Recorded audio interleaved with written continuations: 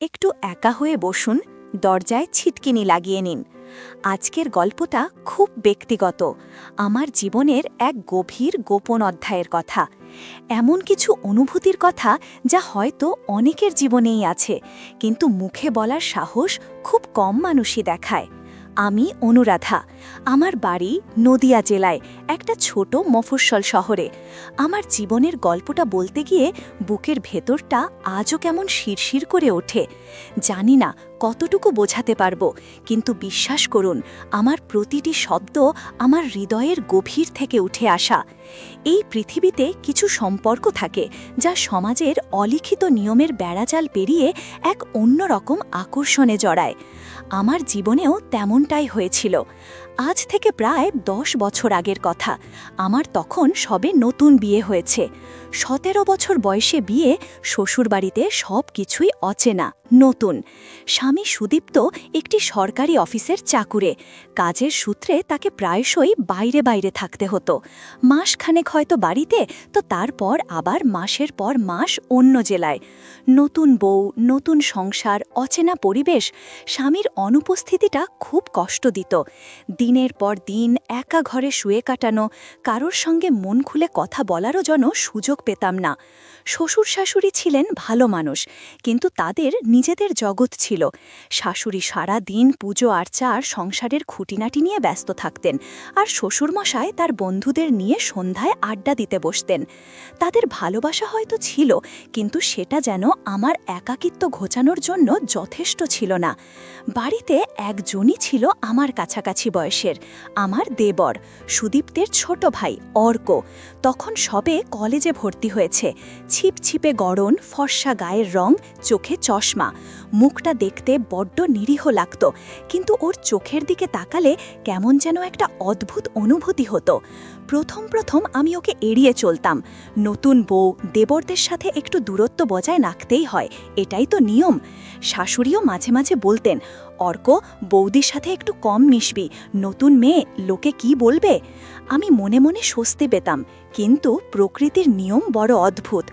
আমার একা থাকার সময়গুলো ক্রমশ অর্কের উপস্থিতি দিয়ে ভরাট হতে লাগল। সুদীপ্ত যখন দূরে থাকত, তখন বাড়িতে পুরুষ বলতে শুধু শ্বশুরমশাই আর অর্ক। বাবা মা ভাই বোন ছেড়ে আসার পর আমার মনটা বড্ড হাঁসফাঁস করত। হয়তো নিঃসঙ্গতার কারণেই অজান্তেই আমি অর্কের দিকে ঝুঁকেছিলাম। না, কোনো ভুল ধারণা করবেন না, সে সময় মনের মধ্যে কোনো খারাপ চিন্তা ছিল না। শুধু একজন সঙ্গীর অভাব ছিল, যে আমার কথা শুনবে, আমার সঙ্গে গল্প করবে। অর্ক সেই অভাবটা পূরণ করতে শুরু করল। আমি যখন রান্নাঘরে কাজ করতাম, ও হয়তো এসে পাশের চেয়ারে চুপচাপ বসে থাকত। প্রথম প্রথম আমি অস্বস্তি পেতাম, বলতাম, কিরে অর্ক, এখানে কি করছিস, যা পড়াশোনা করগে। ও মুচকি হেসে বলতো, তোমার হাতে বানানো চায়ের গন্ধটা দারুণ লাগে ভাবি, আর এই তো একটু ফ্রেশ হতে এলাম, সারা দিন বই নিয়ে বসে থাকতে ভালো লাগে নাকি। ওর কথা শুনে আমি হাসতাম। ওর কথায় কোনো দুষ্টুমি ছিল না, শুধু সহজ সরল একটা ছেলে মানুষই। ধীরে ধীরে সেই আশাটা একটা অভ্যাসে পরিণত হলো। আমি যখন রান্না করতাম, ও পাশে বসে গল্প করত। কলেজের বন্ধুদের কথা, পড়াশোনার কথা, সিনেমা বা গান নিয়ে কত আলোচনা। আমার মনে হতো যেন আমার একটা ছোট ভাই আছে, যার সঙ্গে আমি সব কথা বলতে পারি। আমার স্বামী সুদীপ্ত ছিল অনেকটা শান্ত প্রকৃতির, নিজের কাজের প্রতি মনোযোগী। আমাদের মধ্যে ভালোবাসা ছিল, কিন্তু সেই গভীর আবেগ বা প্রকাশের একটা অভাব ছিল। সুদীপ্ত কখনো আমার শাড়ির প্রশংসা করত না। আমার চুল বেঁধে দিলে হয়তো একবার তাকিয়ে দেখত, কিন্তু কোনো রকম উষ্ণতা বা উচ্ছ্বাস থাকত না তার চোখে। অথচ অর্ক ছিল ঠিক তার উল্টো। আমি যখন শাড়ি পরতাম, বিশেষ করে হালকা রঙের কোনো শাড়ি, ও হয়তো বেশ মনোযোগ দিয়ে দেখত। একদিন হলুদ রঙের একটা পাতলা শাড়ি পরে রান্নাঘরে গিয়েছিলাম। ও আমার দিকে তাকিয়ে বলল, ভাবি, তোমাকে এই শাড়িতে দারুণ লাগছে, একদম বসন্তের সকালের মতো। ওর এই অকপট প্রশংসা আমার মনে একটা অন্যরকম আনন্দ দিয়েছিল। সে আনন্দটা আমার কাছে এতটাই অপ্রত্যাশিত ছিল যে আমি থতমত খেয়েছিলাম। নিজের অজান্তেই গালে একটা হালকা রক্তিম আভা ছড়িয়েছিল। আমি তখন শুধু বলেছিলাম, ধন্যবাদ। আমার হাসিটা হয়তো তখন একটু বেশি উজ্জ্বল ছিল। আমি যখন চুল আঁচড়াতাম অর্ক হয়তো সে সময় আমার ঘরে আসতো কোনো দরকারি কথা বলতে। আমি ভেজা চুল কাঁধের ওপর ছড়িয়ে রেখে আঁচড়াতাম আর ও চুপচাপ দাঁড়িয়ে দেখত। ওর দৃষ্টিতে এমন কিছু ছিল যা আমাকে এক অন্যরকম অনুভূতি দিত। সেটা হয়তো শুধু প্রশংসা ছিল না, তার চেয়েও গভীর কিছু। কিন্তু আমি সেই সময় সেগুলো বুঝতে পারতাম না বা বুঝতে চাইতাম না। আমার মনে হতো একজন ছোট দেবর তার বৌদিকে দেখছে, এটাই তো স্বাভাবিক। কিন্তু মনের গভীরে একটা সূক্ষ্ম তরঙ্গ সৃষ্টি হতো যা আমি ধরতে পারতাম না। বাড়িতে যখন কোনো অনুষ্ঠান থাকতো বা কোনো অতিথি আসতো, আমি একটু সেজেগুজে বেরোতাম। সেদিন হয়তো একটু সুন্দর করে শাড়ি পরতাম, চোখে হালকা কাজল দিতাম, ঠোঁটে হালকা লিপস্টিক। অর্ক হয়তো কোনো কাজে আমার কাছাকাছি আসতো আর আমার দিকে এক পলক তাকিয়েই চোখ নামিয়ে নিত। ওর চোখ নামিয়ে নেওয়ার ভঙ্গিটাই আমার মনে প্রশ্ন জাগাতো, কি দেখছিল, কি ভাবছিল? ওর চোখে কি আমার প্রতি কোনো ভিন্ন আকর্ষণ ছিল? এসব প্রশ্নগুলো অবচেতনে খেলা করত, কিন্তু আমি সেগুলোকে পাত্তা দিতাম না। সমাজ আর সম্পর্কগুলো এমন এক কঠিন নিয়মের মধ্যে বাঁধা থাকে যেখানে এসব ভাবনাগুলোকে নিজের কাছেই অস্বীকার করতে হয়। আমার বাড়িটা নদিয়াতে হলেও সেখানকার আবহাওয়া বেশ মনোরম। বিশেষ করে সন্ধ্যার পর একটা শান্ত স্নিগ্ধ পরিবেশ থাকত। সুদীপ্ত যখন দূরে থাকত তখন আমি বারান্দায় বসে সূর্যাস্ত দেখতাম। অর্ক হয়তো তখন আমার পাশে এসে বসত, কথা বলতো না অনেকক্ষণ, শুধু চুপচাপ আমার পাশে বসে থাকত। ওর উপস্থিতিটা যেন এক অদ্ভুত নির্ভরতা দিত। আমার স্বামীর অনুপস্থিতির যে শূন্যতা, সেটা ওর নীরব উপস্থিতি কিছুটা হলেও পূরণ করত। এক সন্ধ্যাতে আমি একটা হালকা গোলাপি রঙের সুতির শাড়ি পরে বারান্দায় বসেছিলাম। শাড়িটা ছিল বেশ পাতলা আর তার ওপর দিয়ে হালকা হাওয়ায় আমার শরীরটা কেমন যেন স্পষ্ট হচ্ছিল। অর্ক পাশে বসেছিল। আমার মনে আছে আমি ওর দিকে তাকাইনি, কিন্তু অনুভব করতে পারছিলাম ওর দৃষ্টিটা আমার দিকেই নিবদ্ধ। আমার মনে হলো ওর চোখ দুটো যেন আমার শাড়ির ভাঁজে, আমার গলার ভাঁজে আটকে আছে। আমি জানি ওর চোখ হয়তো নির্দোষ ছিল, কিন্তু আমার মনে এক অন্য রকম অনুভূতির সৃষ্টি হচ্ছিল। কেমন যেন একটা অদ্ভুত উত্তেজনা, এক অজানা ভালো লাগা। সে সময় আমার বুকের ধুকপুকানি বেড়ে গিয়েছিল। আমি দ্রুত ঘরের ভেতরে চলে এসেছিলাম। মাঝে মধ্যে ও রাতে আমার ঘরে আসতো, যখন আমার স্বামী থাকতো না। আসতো অবশ্য বই চাইতে বা কোনো গল্পের বই ফেরত দিতে। আমার ঘরের দরজাটা খোলা থাকত। আমি হয়তো তখন হালকা একটা নাইট গাউন পরে বিছানায় বই পড়তাম। ও দরজা দিয়ে ঢুকেই আমার দিকে তাকিয়ে একটু যেন থমকে যেত। আমি ওর দিকে তাকিয়ে বলতাম, "কি রে, কিছু চাই?" ও হয়তো বইটা এগিয়ে দিয়ে বলতো, "আসলে ভাবি, এই বইটা শেষ করে ফেললাম, আরেকটা আছে।" ওর দৃষ্টিটা আমার দিকে ছিল, কিন্তু ও সরাসরি আমার চোখে চোখ রাখত না। একবার এমন হয়েছিল যে আমি একটা পাতলা স্লিভলেস নাইট গাউন পরেছিলাম। আমার চুলগুলো ছিল এলোমেলো আর ঘরের হালকা আলোতে আমার শারীরিক গড়নটা স্পষ্ট হয়ে উঠেছিল। অর্ক আমার দিকে তাকিয়েছিল এক পলক আর তারপর দ্রুত চোখ নামিয়ে নিয়েছিল। ওর মুখটা কেমন যেন লাল হয়ে গিয়েছিল।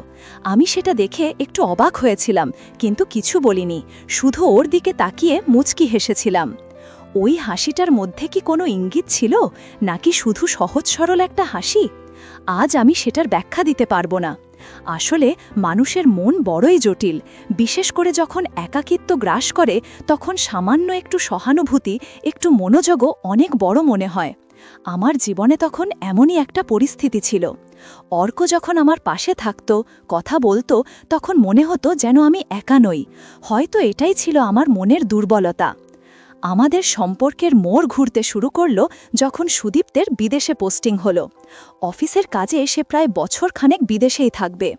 আমার মাথাটা যেন শূন্য হয়ে গেল। এতদিন মাঝে মধ্যে আসতো, তাও ভরসা ছিল। এখন তো পুরো 1 বছর। এই খবরটা শুনে আমি যেন ভেঙে পড়েছিলাম। কে দেখবে আমাকে? কিভাবে কাটাবো এই 1 বছর? আমার চোখে জল দেখে অর্ক আমার পাশে এসে দাঁড়িয়েছিল। "কি ভাবি, কাঁদছ কেন? দাদা তো চলে যাচ্ছে, কিন্তু আমি তো আছি। কোনো চিন্তা করবে না, আমি সব সামলে নেব।" ওর কথাগুলো আমার কানে মিষ্টি লেগেছিল। মনে হয়েছিল যেন আমি একা নই। কিন্তু ওর সেই কথাগুলোর মধ্যেই কি এক ভিন্ন ইঙ্গিত লুকিয়েছিল, আমি বুঝতে পারিনি। সুদীপ্ত চলে যাওয়ার পর আমার একাকিত্ব যেন আরও বেড়ে গেল। বাড়ির সবাই যার যার কাজে ব্যস্ত থাকত। আমি সারা দিন বাড়ির কাজ, রান্না করা আর নিজের মনের সাথে যুদ্ধ করে সময় কাটাতাম। অর্ক তখন আমার জীবনে আরও বেশি করে জড়িয়ে পড়ল। ও যেন আমার ছায়া হয়ে গেল। কলেজে যেত, ফিরে এসে আমার পাশে বসত, কথা বলতো। বিকেলে চা খাওয়ার সময়, রাতে খেতে বসার সময়, সব সময় ও আমার আশেপাশে থাকত। এমনকি বাজার করা থেকে শুরু করে বাড়ির কোনো ছোটোখাটো কাজ সবই ও নিজে হাতে করে দিত। আমি বলতাম, কেন কষ্ট করছিস, আমি তো আছি। ও হাসি মুখে বলতো, তুমি বাড়ির বড় বৌমা, তোমার কাজ করার দরকার নেই, আমি তো ছোট, আমার তো কোনো কাজ নেই। ওর এই সেবা, এই মনোযোগ আমার মনকে ধীরে ধীরে দুর্বল করে তুলছিল। আমি ওর ওপর নির্ভরশীল হয়ে পড়ছিলাম। অর্ক হয়তো বুঝতে পারছিল আমার এই দুর্বলতা। এক রাতে খুব বৃষ্টি হচ্ছিল। সুদীপ্ত তখনও বিদেশে। আমার ঘরের জানালাটা ঠিকঠাক লাগানো ছিল না, আর জোর হাওয়ায় সেটা খুলে গেল। আমি ঘুমিয়েছিলাম। ঝড়ের শব্দে আমার ঘুম ভেঙে গেল। উঠে দেখি ঘরের ভেতর জল আসছে। আমি ভয়ে কাঁপতে শুরু করলাম। একা একা জানালাটা লাগাতে পারছিলাম না। তখনই অর্ক এলো। ও আমার চিৎকার শুনে আমার ঘরে এসেছিল। ও দ্রুত জানালাটা লাগিয়ে দিল। সে সময় আমার পরনে ছিল একটি পাতলা শাড়ি, আর ভয়ে আমার শরীর কাঁপছিল। অর্ক আমার দিকে তাকিয়ে বলল, ভাবি, ভয় পেয়েছ? একা থাকতে ভয় করে? আমি ভয়ে ওর দিকে তাকিয়েছিলাম। ও আমার হাতটা ধরে বলল, চিন্তা করো না, আমি আছি, ভয় কিসের? ওর হাতের স্পর্শে আমার শরীরটা যেন কেঁপে উঠেছিল। সেই স্পর্শটা ছিল উষ্ণ, আর সেই মুহূর্তের জন্য আমার মনে হয়েছিল যেন আমি সম্পূর্ণ একা নই। সেই রাত থেকে অর্ক যেন আরও বেশি করে আমার জীবনকে আঁকড়ে ধরল। সকালে ঘুম ভাঙলে দেখতাম আমার ঘরের দরজায় চা রাখা। আমি যখন রান্না করতাম ও আমার পাশে দাঁড়িয়ে থাকত। এমনকি শাশুড়িমা হয়তো একদিন কোথাও যাবেন, তখন অর্ক বলতো, ভাবিকে একা রেখে কোথায় যাচ্ছ মা? বাড়ির পুরুষ আমি একা, ভাবির সম্মান রক্ষা করাটা আমার দায়িত্ব। ওর এই কথাগুলো শুনে শাশুড়িমা হয়তো হাসতেন, কিন্তু আমি ভেতরে ভেতরে কেমন যেন অস্বস্তি বোধ করতাম। ওর এই সম্মান রক্ষা করার ভঙ্গিটা ধীরে ধীরে আমার ওপর ওর এক ধরনের নিয়ন্ত্রণ তৈরি করছিল। একদিন বিকেলে আমি একটা গাঢ় নীল রঙের শাড়ি পরেছিলাম। খোলা চুল পিঠের ওপর ছড়িয়ে রেখেছিলাম। অর্ক সে সময় আমার ঘরে এসেছিল একটা বই চাইতে। ও আমার দিকে তাকিয়ে বলল, ভাবি, তোমাকে এই শাড়িতে খুব সুন্দর দেখাচ্ছে, নীল রঙে তোমাকে একদম অপ্সরার মতো লাগছে। ওর এই কথাগুলো শুনে আমার বুকটা ধুকধুক করে উঠেছিল। আমি ওর দিকে তাকিয়ে হেসেছিলাম, কিন্তু আমার হাসির মধ্যে একটা অদ্ভুত লজ্জা ছিল। ও আমার দিকে কিছুক্ষণ তাকিয়ে রইল, তারপর হঠাৎ করে আমার দিকে এগিয়ে এলো। আমি কিছু বুঝে ওঠার আগেই ও আমার হাতটা ধরল। ওর হাতের স্পর্শে আমার শরীরটা যেন শিহরিত হয়ে উঠল। আমি ওর দিকে তাকিয়েছিলাম। ওর চোখে এক অদ্ভুত আকুতি ছিল। ও ধীরে ধীরে আমার হাতের ওপর হাত বুলিয়ে দিল, আর তারপর বলল, ভাবি, তুমি বড্ড একা। আমি জানি দাদার অনুপস্থিতিতে তুমি কতটা কষ্ট পাচ্ছ, আমি তোমার পাশে থাকতে চাই। ওর এই কথাগুলো আমার মনে এক অদ্ভুত আলোড়ন সৃষ্টি করেছিল। আমি ওর দিকে তাকিয়ে কিছু বলতে পারছিলাম না। ও আমার দিকে ঝুঁকে এলো। আমি চোখ বন্ধ করে ফেললাম। আমার মনে হচ্ছিল, এই মুহূর্তে যদি পৃথিবীর সব কিছু ভেঙে যায়, তাও আমার কিছু বলার নেই। আমার মনটা তখন যেন সম্পূর্ণ ওর দখলে চলে গিয়েছিল। কিন্তু তখনই কলিং বেল বেজে উঠল। গভীর রাতে কলিং বেলের শব্দে আমরা দুজনেই চমকে উঠলাম। অর্ক দ্রুত নিজেকে সামলে নিল, আর আমি যেন এক গভীর ঘুম থেকে জেগে উঠলাম। ও দ্রুত দরজা খুলতে গেল। পরে দেখা গেল পাশের বাড়ির কাকা এসেছিলেন জরুরি একটা কাজে। সেদিন রাতে আমি আর ঘুমাতে পারিনি। আমার মনে তখন অর্কের সেই স্পর্শ, সেই কথার অনুরণন। এই ঘটনাগুলো আমাকে ক্রমেই অর্কের দিকে আরও বেশি করে ঠেলে দিচ্ছিল। ওর উপস্থিতি, ওর মনোযোগ, ওর সেবা, সব কিছুই আমার কাছে বড্ড প্রিয় হয়ে উঠছিল। কিন্তু একই সাথে একটা গভীর অপরাধবোধ আমাকে কুড়ে কুড়ে খাচ্ছিল। আমি জানতাম এটা ঠিক নয়, আমি সুদীপ্তের স্ত্রী, কিন্তু আমার মনটা যেন আমার নিজের নিয়ন্ত্রণে ছিল না।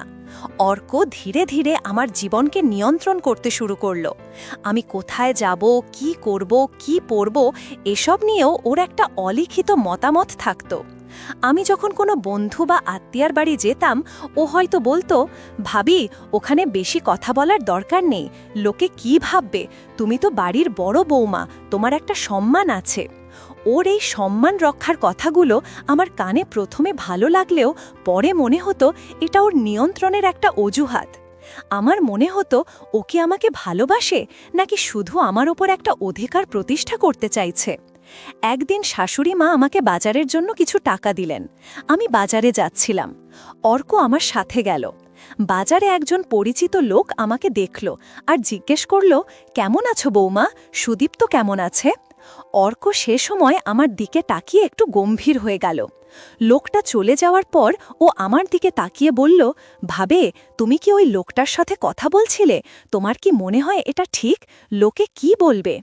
ওর এই কথাগুলো শুনে আমার মনে হলো ও যেন আমাকে নিজের একটা সম্পত্তি মনে করছে। আমি রেগে গিয়ে বললাম, কেন, কি হয়েছে, আমি কি কথা বলতে পারি না? ও আমার দিকে তাকিয়ে বলল, পারো, কিন্তু তুমি তো বাড়ির বড় বৌমা, তোমার একটা সম্মান আছে, লোকে তো খারাপ কথা বলতে পারে। ওর এই কথাগুলো আমার মনে এক গভীর আঘাত হানল। আমি বুঝতে পারছিলাম ওর এই সম্মান রক্ষা করার আড়ালে একটা অন্যরকম নিয়ন্ত্রণ কাজ করছে। আমার স্বামীর অনুপস্থিতিতে অর্কের এই নিয়ন্ত্রণ যেন আরও বেড়ে গেল। আমি হয়তো একদিন একটা হালকা রঙের সালোয়ার কামিজ পরেছিলাম, যেটা একটু আধুনিক ধাঁচের ছিল। অর্ক সেটা দেখে বলল, ভাবি, এই পোশাকটা তোমাকে মানাচ্ছে না, তুমি একটু অন্য ধরনের শাড়ি পরো, তোমাকে শাড়িতেই বেশি মানায়। ওর এই কথাগুলো আমাকে অবাক করেছিল। আমি বললাম, কেন, এটাতে কি আছে? ও আমার দিকে তাকিয়ে বলল, তুমি তো বৌমা, তোমার একটা গাম্ভীর্য থাকা উচিত, এই ধরনের পোশাক বাইরে পরলে লোকে তো বাজে কথা বলবে। ওর কথাগুলো শুনে আমার মনটা খারাপ হয়ে গেল। আমি বুঝতে পারছিলাম ও আমাকে নিজের ইচ্ছে মতো সাজাতে চাইছে, নিজের ইচ্ছে মতো চালাতে চাইছে। একদিন রাতে আমি যখন বারান্দায় বসেছিলাম, অর্ক আমার পাশে এসে বসল। চারপাশে তখন গভীর নীরবতা। আমার পরনে ছিল একটি কালো রঙের পাতলা শাড়ি। অর্ক আমার দিকে তাকিয়ে বলল, ভাবি, তুমি কি কখনো ভেবেছ আমাদের সম্পর্কটা ঠিক কেমন? ওর এই প্রশ্নটা আমাকে চমকে দিল। আমি ওর দিকে তাকালাম। মানে? ও আমার দিকে ঝুঁকে এলো। আমি জানি দাদা এখন নেই, তুমি খুব একা, কিন্তু আমার মনে হয় আমি তোমাকে নিজের স্ত্রীর চেয়েও বেশি ভালোবাসি। ওর কথাগুলো শুনে আমার শরীরটা যেন ঠান্ডা হয়ে গেল। আমি ওর দিকে তাকিয়েছিলাম। ও আমার হাতটা ধরল। ওর হাতের স্পর্শে আমার শরীরটা যেন কেঁপে উঠল। ও ধীরে ধীরে আমার হাতটা টেনে নিজের বুকের কাছে নিয়ে এলো। আমি ওর দিকে তাকিয়েছিলাম, ওর চোখে এক অদ্ভুত ঘোর ছিল। ও আমার দিকে আরও কাছে এলো। আমি চোখ বন্ধ করে ফেললাম। আমার মনে হচ্ছিল এই বুঝি কিছু একটা হয়ে যাবে। আমার মনের মধ্যে তখন হাজারো ভাবনা, এটা ঠিক নয়, এটা পাপ, কিন্তু একই সাথে একটা তীব্র আকর্ষণ আমাকে ওর দিকে টানছিল। আমার মনে হলো অর্ক যেন আমার দুর্বলতার সুযোগ নিচ্ছে।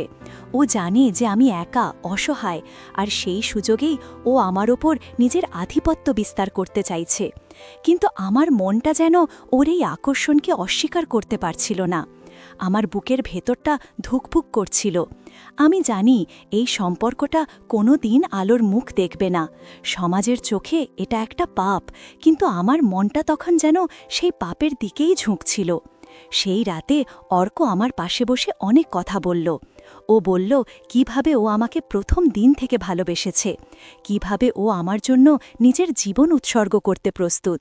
ওর কথাগুলো আমার মনকে আরও বেশি করে দুর্বল করে দিচ্ছিল। আমি ওর দিকে তাকিয়েছিলাম। ওর চোখ দুটোতে এক গভীর আবেগ ছিল। ও আমার হাতটা ধরে বলল, ভাবি, তুমি আমাকে নিজের জীবন থেকে সরিয়ে দিও না, আমি তোমাকে ছাড়া বাঁচতে পারবো না। ওর কথাগুলো শুনে আমার চোখ দিয়ে জল গড়িয়ে পড়ল। আমি জানি এটা ঠিক নয়, কিন্তু আমি ওকে কোনোভাবেই বাধা দিতে পারছিলাম না। কিন্তু আমাদের এই সম্পর্কটা ক্রমেই এক অন্যরকম রূপ নিচ্ছিল। অর্ক যেন আমাকে নিজের করে নিতে চেয়েছিল। আমার ওপর ওর নিয়ন্ত্রণ যেন আরও বেশি করে বাড়ছিল। আমি যখন বাইরে যেতাম ও আমার সাথে যেত, আমি যখন কোনো দোকানে যেতাম ও আমার সাথে থাকত। ওর এই উপস্থিতিটা আমাকে কখনো কখনো স্বস্তি দিত, কিন্তু কখনো কখনো মনে হতো যেন আমি ওর একটা কয়েদি। একদিন আমার ছোট বোন এসেছিল আমার সাথে দেখা করতে। ও যখন ফিরে যাচ্ছিল, অর্ক ওকে ট্রেনে তুলে দিতে গিয়েছিল। ফিরে এসে আমার দিকে তাকিয়ে বলল, ভাবি, তোমার বোনটা তো খুব হাসি খুশি, কিন্তু ওর সাথে বেশি মেশবে না, ওর চালচলন ঠিক নয়। ওর এই কথাগুলো শুনে আমি অবাক হয়ে গিয়েছিলাম।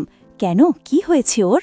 অর্ক আমার দিকে তাকিয়ে বলল, ও তো কলেজের বন্ধুদের সাথে বেশি মেশে, লোকে তো খারাপ কথা বলতে পারে। ওর কথাগুলো শুনে আমার মনে হলো ও যেন আমাকে সমাজের চোখে একদম নিখুঁত করে রাখতে চাইছে, আর সেই নিখুঁত করার নামে আমার ওপর ওর নিয়ন্ত্রণ আরও বেশি করে বাড়াচ্ছে। আমি ওর দিকে তাকিয়ে বললাম, তুমি আমার বোনকে চেনো না, ওর সম্পর্কে এভাবে কথা বলো না। অর্ক আমার দিকে তাকিয়ে বলল, আমি যা বলছি তোমার ভালোর জন্যই বলছি, তোমার সম্মান রক্ষা করাটা আমার দায়িত্ব। ওর এই কথাগুলো আমার মনে এক গভীর আঘাত হানল। আমি বুঝতে পারছিলাম ও যেন আমাকে নিজের ইচ্ছে মতো চালাতে চাইছে, নিজের ইচ্ছে মতো সাজাতে চাইছে। আমার মনে হলো আমি যেন ওর একটা পুতুল। সুদীপ্ত যখন ফিরে এলো তখন আমাদের সম্পর্কটা যেন এক অন্যরকম রূপ নিয়েছিল। সুদীপ্ত ফিরে আসার পর আমি অর্কের থেকে একটু দূরত্ব বজায় রাখতে চেয়েছিলাম, কিন্তু অর্ক সেটা মানতে পারছিল না। হয়তো আগের মতোই আমার আশেপাশে ঘুরত, আমার সাথে কথা বলার চেষ্টা করত। আমি ওকে এড়িয়ে চলতাম, কিন্তু ওর চোখে তখন এক গভীর আঘাতের ছায়া দেখতে পেতাম। একদিন সুদীপ্ত কাজে বেরিয়ে যাওয়ার পর অর্ক আমার ঘরে এলো। আমি তখন রান্নাঘরের কাজ করছিলাম। ও আমার পাশে এসে দাঁড়ালো। ভাবি, তুমি কি আমাকে এড়িয়ে চলছ? ওর কথায় এক গভীর কষ্ট ছিল। আমি ওর দিকে তাকালাম। না, এমন কিছু নয়। ও আমার হাতটা ধরল। তাহলে কেন আমাকে আগের মতো কথা বলছো না? কেন আমার থেকে দূরে সরে যাচ্ছ? ওর চোখের দিকে তাকিয়ে আমি আর কোনো কথা বলতে পারছিলাম না। ও আমার হাতটা ধরে টেনে নিজের কাছে নিয়ে এলো। আমি জানি তুমি আমাকে ভালোবাসো, তুমি আমার থেকে দূরে থাকতে পারবে না। ওর এই কথাগুলো আমার মনকে আরও বেশি করে দুর্বল করে দিচ্ছিল। আমি জানি এটা ঠিক নয়, আমি সুদীপ্তের স্ত্রী, কিন্তু আমার মনটা তখন যেন সেই পাপের দিকেই ঝুঁকছিল। আমি ওকে কোনোভাবেই বাধা দিতে পারছিলাম না। অর্ক আমার আরও কাছে এলো আর আমার মুখের দিকে তাকিয়ে রইল। আমি তখন চোখ বন্ধ করে ফেললাম। আমার মনে হচ্ছিল এই বুঝি কিছু একটা হয়ে যাবে। আমার মনের মধ্যে তখন হাজারো ভাবনা। এটা ঠিক নয়, এটা পাপ, কিন্তু একই সাথে একটা তীব্র আকর্ষণ আমাকে ওর দিকে টানছিল। কিন্তু তখনই দরজায় মৃদু করাঘাত পড়ল। আমার শাশুড়িমা ডাকলেন, বৌমা, কোথায় গেলে? সুদীপ্তর জন্য চা বানানো হয়ে গেছে। অর্ক দ্রুত নিজেকে সামলে নিল, আর আমি যেন এক গভীর ঘুম থেকে জেগে উঠলাম। ও দ্রুত ঘর থেকে বেরিয়ে গেল। সেদিন রাতে আমি আর ঘুমাতে পারিনি। আমার মনে তখন অর্কের সেই স্পর্শ, সেই কথার অনুরণন। আমার মনে হল অর্ক যেন আমার দুর্বলতার সুযোগ নিচ্ছে।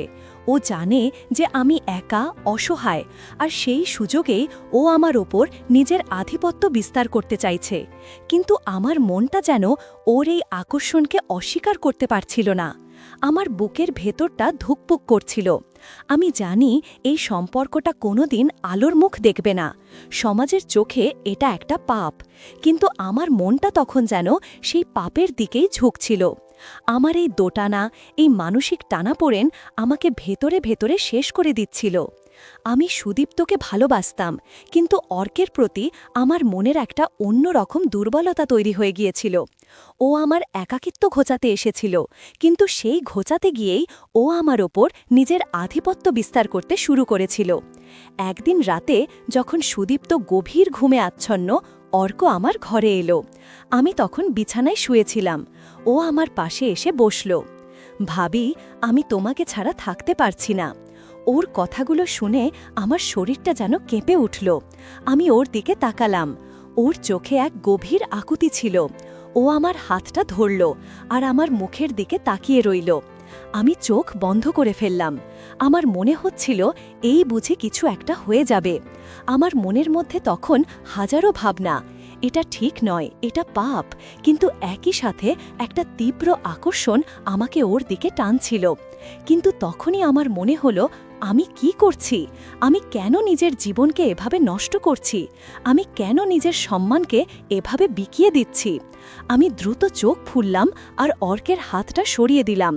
অর্ক, এটা ঠিক নয়, তুমি চলে যাও। আমার কথা শুনে অর্ক অবাক হয়ে গেল। কেন ভাবি, কি হয়েছে? আমি ওর দিকে তাকিয়ে বললাম, এটা পাপ। আমি সুদীপ্তের স্ত্রী, তুমি আমার দেবর, আমাদের এই সম্পর্কটা ভুল। আমার কথা শুনে অর্ক কিছু বলতে পারছিল না। ওর মুখটা কেমন যেন ফ্যাকাশে হয়ে গেল। ও আমার দিকে কিছুক্ষণ তাকিয়ে রইল, তারপর ধীরে ধীরে আমার ঘর থেকে বেরিয়ে গেল। সেই রাতটা ছিল আমার জীবনের এক টার্নিং পয়েন্ট। আমি সেদিন বুঝতে পেরেছিলাম আমি কতটা ভুল পথে এগোচ্ছিলাম। আমি সেদিন বুঝতে পেরেছিলাম আমার একাকিত্ব ঘোচানোর জন্য আমি কেন নিজের জীবনকে এভাবে নষ্ট করছিলাম। পরের দিন থেকে আমি অর্কের থেকে সম্পূর্ণভাবে দূরত্ব বজায় রাখতে শুরু করলাম। ও হয়তো আমার সাথে কথা বলার চেষ্টা করত, কিন্তু আমি ওকে এড়িয়ে চলতাম। ও হয়তো আমার আশেপাশে ঘুরত, কিন্তু আমি ওকে পাত্তা দিতাম না। আমার মনে হতো আমি যেন এক নতুন মানুষ, আমি যেন এক নতুন জীবন শুরু করেছি।